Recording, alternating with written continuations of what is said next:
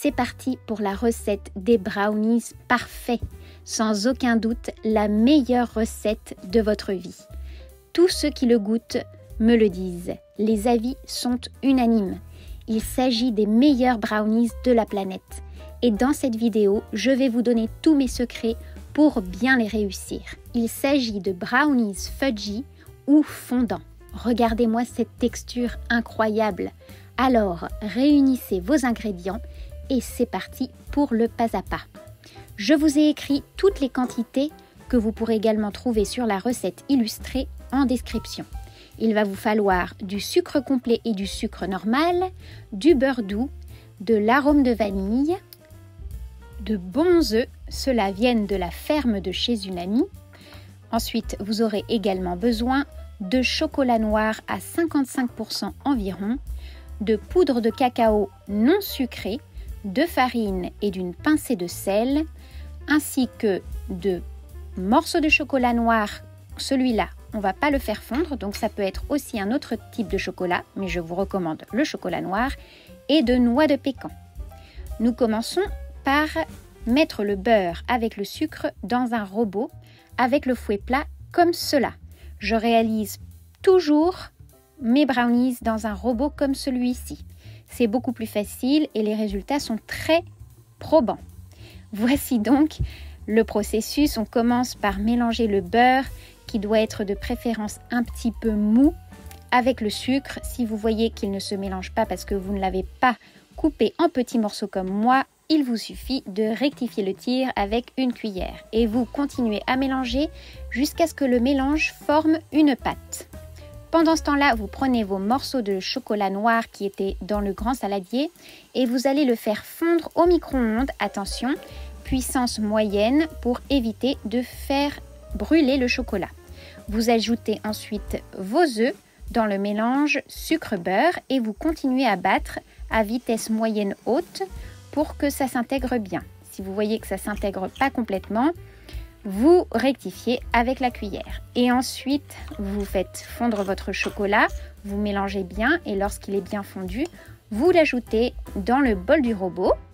Je précise qu'il s'agit bien de chocolat à environ 55% plutôt que du chocolat à 70% qui, avec le cacao en plus, donnerait un brownie un peu trop corsé en chocolat à mon goût. Ensuite, vous mélangez bien pour incorporer le chocolat fondu au reste des ingrédients. Et à ce moment-là, vous ajoutez votre farine et votre cacao, ainsi que la pincée de sel que vous pouvez également mettre au tout début avec le sucre si vous voulez. Ensuite, vous continuez à mélanger et lorsque la farine et le cacao sont presque incorporés, vous allez ajouter vos morceaux de chocolat noir. Je préfère des gros morceaux que des pépites parce qu'après on les retrouve au moment de déguster le brownie. Ils sont là, ils donnent de la mâche et c'est vraiment délicieux. Et enfin, vous arrêtez de battre et là, vous allez ajouter vos noix de pécan que je n'ai pas préalablement torréfiées, je le précise. Et je préfère les noix de pécan plutôt que les noix de Grenoble pour cette recette. Faites-moi confiance, les noix de pécan, ça donne vraiment un truc américain au brownie qui est indescriptible. Vous allez ensuite, à l'aide de votre spatule, incorporer les noix de pécan et vous en profitez pour racler les fonds du bol et récupérer un petit peu de beurre et de sucre qui serait resté au fond et éliminer tous les potentiels grumeaux de farine ou de cacao si vous ne les avez pas tamisés au préalable. Si vous avez le temps, n'hésitez pas à les tamiser et comme ça, vous n'aurez pas de problème de grumeaux. Une fois que tout est bien incorporé comme ceci, vous faites votre petit moment mindfulness en profitant de la texture de cette pâte qui est bien épaisse, je le précise, c'est normal, elle ne doit pas être plus liquide que ça. C'est ça le secret de mon brownie. Vous voyez, vous éliminez tous les petits grumeaux, vous continuez et maintenant il est temps de nous occuper du moule et de la cuisson. Donc pour la cuisson, le four est à 180 degrés et nous allons verser ça dans un moule de 20 cm de côté. Si vous avez un moule rectangulaire, il doit faire 17 par 23 cm. Et s'il est carré, 20 par 20.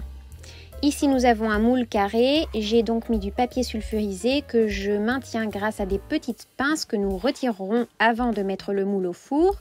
Nous versons donc notre pâte qui est bien épaisse comme ceci, je le redis, dans notre moule et nous allons égaliser la surface pour répartir le brownie, la pâte du brownie sur tout le moule. Je précise également que ce brownie n'est pas très haut, il fait environ 3-4 cm de hauteur. Ensuite, on va décorer avec des noix de pécan sur toute la surface. Vous pouvez aussi mettre les noix sans les disposer joliment. Vous pouvez simplement poser plein de noix sur le dessus, c'est aussi parfait. Notre four est préchauffé à 180 degrés chaleur traditionnelle et nous allons retirer les petites pinces et placer notre brownie à cette température pendant 18 minutes. Et 18 minutes plus tard, il aura cette tête-là avec une petite croûte un petit peu boursouflée sur le dessus. Je voulais quand même vous montrer la différence entre mon ancienne fiche recette et la nouvelle. N'oubliez pas, l'illustration est disponible sur mon site web. Je vous mets le lien en description. Voici cette petite croûte légèrement boursouflée qui est indispensable et qui est vraiment délicieuse. J'ai placé le brownie au frigo jusqu'au lendemain. Vous pouvez aussi le laisser à température ambiante si vous voulez qu'il soit un petit peu plus crémeux. Moi, je l'aime bien presque frais parce que je trouve qu'il a une texture incroyable, presque de bonbon au caramel. C'est incroyable cette texture qu'il a. Et là, vous pouvez le découper comme vous le voyez. Il se tient bien, c'est-à-dire qu'il ne se plie pas. C'est pas un truc mou, c'est quand même un truc assez ferme, mais humide au centre, donc fondant. Je déteste les brownies qui sont trop cuits et tout secs. Pour moi, c'est pas des bons brownies ceux-là. Regardez la texture qu'il a, on le voit très bien sur cette vidéo. Vous voyez, il est fondant, mais il ne coule pas. C'est-à-dire que c'est comme une sorte de fudge au chocolat, comme une sorte de bonbon au caramel. Bon, je vous remercie d'être resté jusqu'au bout. Je vous dis à très vite. N'hésitez pas à réaliser la recette, à me dire ce que vous avez pensé. Je vous dis à très vite avec plein d'autres recettes. Allez, des bisous!